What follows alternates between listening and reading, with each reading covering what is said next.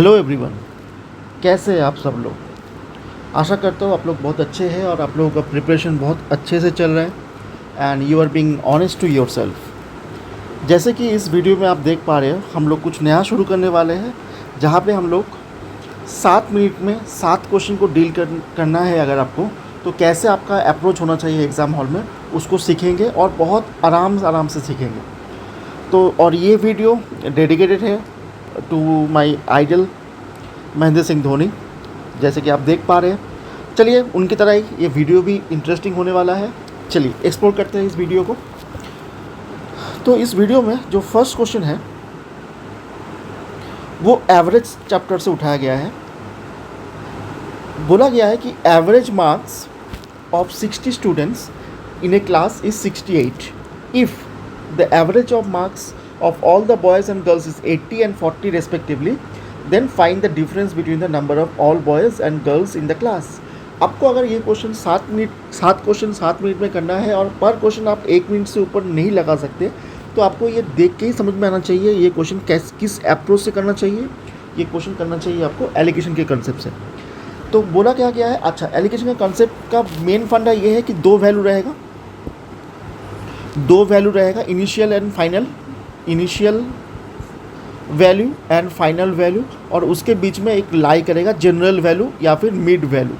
ऐसा ही फॉर्मेट है। अगर हम देखेंगे कि average marks of 60 students in A class is 68, but individually अगर बॉयज़ एंड गर्ल्स को देखा जा रहा है तो उनका एवरेज कितना है। बॉयज़ के लिए 80 है, गर्ल्स के लिए कितना है 44 है, और ऑल टुगेदर सबको मिला के कितना एवरेज बन रहा है, दैट इज़ 68। तो जो कंसेप्ट है एलिगेशन का उसके हिसाब से ये कितना बन रहा है 12, एंड यहाँ पे डिफरेंस कितना आ रहा है 24। तो बॉयज़ और गर्ल्स का रेशियो कितना निकल के आया 2:1, है ना। तो अगर 2:1 बॉयज़ और गर्ल्स का रेशियो है तो बॉयज़ और गर्ल्स मिला के कितने हैं टोटल 3, लेकिन मेरे क्वेश्चन में 3 का वैल्यू कितना है 60, तो एक ऑब्वियसली 20 के बराबर होगा। और आपसे लास्ट तक पूछा क्या है आप देख लीजिए, find the difference between the number of all boys and girls. तो ये 2 और 1 क्या दिखा रहा है, यही तो number of boys and girls दिखा रहा है। इन दोनों का डिफरेंस कितना है 1, तो 1 का वैल्यू कितना है 20, आप करके निकाल जाओ। चलिए नेक्स्ट क्वेश्चन में आते हैं। In an exam Rita scored 45%, ये आपको बेटर दिखेगा शायद। In an exam Rita scored 45% but failed by 18 marks, while Gita scored 54 marks in the same exam and scored 36 marks more. ऐसा क्वेश्चन हम लोग लास्ट वीडियो में एक बार डील की है, फिर से एक बार देख लेते हैं फॉर योर रिविजन। 45% और 54%, इन दोनों में परसेंटेज वाइज डिफरेंस कितना है 9% का, और इस 9% इंक्रीज़ के वजह से मार्क्स में डिफरेंस कितना आया -18, मतलब फेल कर रहा था, मतलब जो डिज़ायर्ड मार्क्स है पासिंग मार्क्स है उससे -18 मार्क्स कम था, और 54% लाने से 36 मार्क्स ज़्यादा आया, मतलब प्लस 36 प्लस और -18, इन दोनों का डिफरेंस अगर आप देखेंगे तो कितना बनेगा 54 मार्क्स का बनेगा। तो 1% कितना का हो जाएगा 6 मार्क्स, और 100% कोई भी एग्ज़ाम का फुल मार्क्स अगर होता है तो वो फुल मार्क्स एक्चुअल में क्या है कितना है 600 है। यहाँ तक कोई दिक्कत। अब आपसे पूछा क्या है, find the passing marks out of the total marks in the exam. तो ये जो रीता पर्सन था, रीता को 45% मिला था 600 का। 45% 600 का निकालना अगर आपके लिए मुश्किल है, आपको पता होना चाहिए A% ऑफ B और B% of A is same. तो 600% ऑफ 45 और 45% ऑफ 600 दोनों सेम बात है। तो 600% ऑफ 45 करना आपके लिए आसान है, क्योंकि बस 45 × 6 कर देना है, कितना आ जाएगा आंसर, दैट इज़ 270। तो 270 क्या है 45% मार्क्स, लेकिन ये सफिशिएंट नहीं था, उसको और 18 मार्क्स लाना था, तभी तो 18 मार्क्स से फेल किया था। तो 270 + 18 288, तो 288 will be the passing marks of this exam. समझ पा रहे होंगे। चलिए नेक्स्ट क्वेश्चन में आते हैं। Sum of the 15 natural number is 369। 369 अगर सम है 15 नंबर का, तो इसका एवरेज कितना निकल के आएगा, आप आसानी से कर सकते हैं इसको, दैट इज़ 24.6। 24.6। अब आगे क्या बोला है, बोला है कि if 3.8 is added to each number then find the average of resultant number. बहुत एक प्यारा सा कंसेप्ट है एवरेज में, कि अगर मैं ईच नंबर का वैल्यू को 3.8 से बढ़ा देता हूँ तो ओवरऑल जो एवरेज हुआ करता था पहले उसमें भी उतना ही मार्क्स का डिफरेंस आएगा, यहाँ पे ज़्यादा होगा।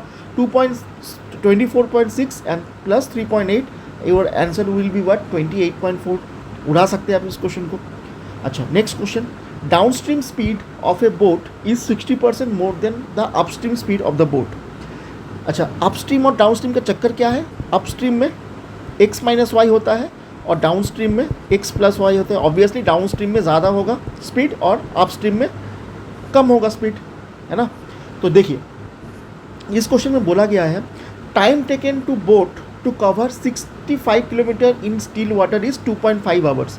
65 किलोमीटर जाने में अगर उसको 2.5 आवर्स लगते हैं तो ये जो x मैं बोल रहा हूँ, x क्या है, स्टीम बोट का स्पीड, ये कितना है हमारे इस क्वेश्चन के लिए, आप देखेंगे काट कूट के, ये 26 आएगा, 26, है ना। तो बोला क्या जा रहा है यहाँ पे कि डाउनस्ट्रीम स्पीड 60% ज़्यादा है, तो 26 प्लस वाई और 26 माइनस वाई, इसका जो रेशियो है वो 60% ज़्यादा है अपस्ट्रीम डाउनस्ट्रीम स्पीड। तो 60% ज़्यादा मतलब 160/100, दैट मीन्स 8/5, है कि नहीं। तो अब खुद बताओ 26 के बाद ऐसा कौन सा नेक्स्ट मल्टीपल है, जो ऐसा कौन सा नंबर है जो 8 का मल्टीपल है, क्योंकि यही तो इसको रिप्रेजेंट कर रहा है। तो 26 के बाद 6 अगर जोड़ेंगे तो 32 बनेगा, वो 8 का मल्टीपल है। लेकिन हमको नीचे भी देखना है, 26 माइनस अगर 6 करते हैं तो 20 आ रहा है, वो 5 का मल्टीपल है। तो मेरा y का वैल्यू डेफिनेटली क्या है, मैं 6 बोल सकता हूँ। तो अगर ऐसा ही है, x का वैल्यू 26 है और y का वैल्यू 6 है, आपसे पूछा क्या गया था कि find the downstream distance covered by boat in 90 minutes. तो डिस्टेंस क्या होता है, स्पीड इनटू टाइम, है ना। स्पीड कितना है मेरा, डाउनस्ट्रीम स्पीड 32 है और टाइम कितना है 90 मिनट्स है, लेकिन 32 को मैंने किलोमीटर में रखा है तो इसको भी आवर में कर लेना ज़रूरी है। लेकिन आप इसको पूरा कैलकुलेट नहीं करेंगे, आप एट दिस मोमेंट पे आपको दिखा कि जो नंबर आने वाला है डिस्टेंस वो 32 का मल्टीपल है। 32 मतलब 16 × 2, मतलब जो नंबर 16 का मल्टीपल आपको दिखेगा ऑप्शन में वही आपका आंसर होगा। एक ही आंसर था, एक ही ऑप्शन था 48, आप उसको करके निकल जाओ, है ना। Next, a certain sum of money when invested on simple interest at 16% per annum for 3 years amounted to ₹11,544। Find the sum invested. मतलब ये ऑप्शन में जो वैल्यूज़ है उसके ऊपर तुम अगर सीधा अगर सिंपल इंटरेस्ट का अगर मैं फॉर्मूला मुझे मेरे पास ध्यान है, मेरे पास याद है, तो मैं जानता हूँ कि सिंपल इंटरेस्ट के फॉर्मूला में गुना क्या होता है, time and rate of interest. तो सीधा 16 और 3 48% का इंक्रीज़ होगा। 48% का इंक्रीज़ मतलब ये जो ऑप्शन सब है इनमें से 48% का इंक्रीज़ होने के बाद 11,544 आना चाहिए। तो आप खुद देखो 7800, इसका 50% कितना होता है, इसका 50% 3900। 78 के साथ अगर 39 ऐड करेंगे मतलब 117 बनेगा। 78 के साथ 39 ऐड करेंगे तो 117 बनेगा। 117 मेरा आंसर नहीं है, लेकिन मेरा ऑप्शन भी तो 50% का नहीं है, मेरे तो 48% चाहिए। मतलब 50% से जस्ट नीचे का जो भी वैल्यू है वो आना चाहिए, जो कि ये आसानी से बन रहा है। लेकिन अगर आपको क्लैरिफाई करना है बाकी चीज़ों को, आप बाकी ऑप्शन को भी क्लैरिफाई कर सकते हैं। ऐसे जैसे 8100 है, 8100 का 50% कितना होगा, लगभग 4000 के आसपास।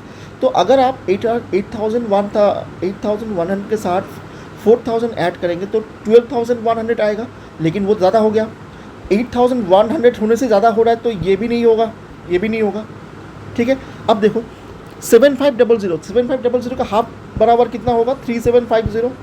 तो 750 के साथ अगर 375 आप ऐड करेंगे, आप देखेंगे यहाँ तक आप पहुँचेंगे नहीं, है ना। तो अगर 7500 के साथ ही आप नहीं पहुँच रहे हो तो 7200 के साथ भी आप नहीं पहुँच सकते। तो आपका जो आंसर था आपका फर्स्ट ऑप्शन में छुपा हुआ था। इस कैलकुलेशन को आप जितना जल्दी कर सकते हैं आपके एग्ज़ाम में क्वेश्चन करने आ जाए। जो हमारा मोटिव है कि मुझे एटलीस्ट 7 क्वेश्चन करने हैं 7 मिनट में अरिथमेटिक का, बाकी मिसलिनियस टॉपिक तो मैं कर ही सकता हूँ। 7 मिनट में अगर आप 7 अरिथमेटिक कर सकते हो आज के डेट में, तो आप विनर हो। आपका सिचुएशन जो है वो विन विन है, आप बहुत अच्छा प्रिपरेशन में हैं। ठीक है, नेक्स्ट क्वेश्चन है, ए bag contains 9 red balls, 7 black balls and 4 pink balls. 2 balls are drawn at random from the bag. Find the probability that at least one of them is pink. मैंने आप लोगों को बताया था पहले भी कि at least one of them is pink। अगर ऐसा क्वेश्चन पूछता है तो आप वो निकाल लीजिए कि अगर ऐसा सिनेरियो है, आपके पास टोटल बैग में बॉल कितने हैं, 9 red balls, 7 black balls and 4 pink ball, मतलब कुल मिला के 20 बॉल्स है आपके पास। आपको इनमें से 2 बॉल चूज़ करना है, ये है 20C2। और बोला क्या जा रहा है कि कोई भी पिंक नहीं होना चाहिए, at least one of them is pink. मैं क्या निकाल रहा हूँ, कोई भी अगर पिंक नहीं है तो ऐसा पॉसिबिलिटी कब है, जब मैं 9 रेड बॉल और 7 ब्लैक बॉल से ही उठाऊंगा तभी ऐसा होगा। तो इसका मतलब क्या है, ये हो जाएगा आपका आंसर। मतलब ये हो जाएगा आंसर तब जब मैं बोल रहा हूँ कि एक भी पिंक बॉल नहीं है। लेकिन हमसे पूछा क्या है, एटलीस्ट 1 पिंक बॉल, मतलब इस चीज़ को 1 से माइनस कर देंगे, जो आपका आएगा आंसर वही प्रॉपर आंसर है। आप खुद इसको करिए और कमेंट बॉक्स में इसका आंसर क्या आ रहा है मेंशन करिए। जितने लोग कमेंट बॉक्स में इसको मेंशन करेंगे, हम समझेंगे कि उतने ही लोग इस वीडियो को आखिर तक देखे हैं। चलो नेक्स्ट क्वेश्चन में आते हैं। Mark price of an article which is marked 32% above is cost price. तो मार्क प्राइस और कॉस्ट प्राइस का रेशियो कितना है, 132/100।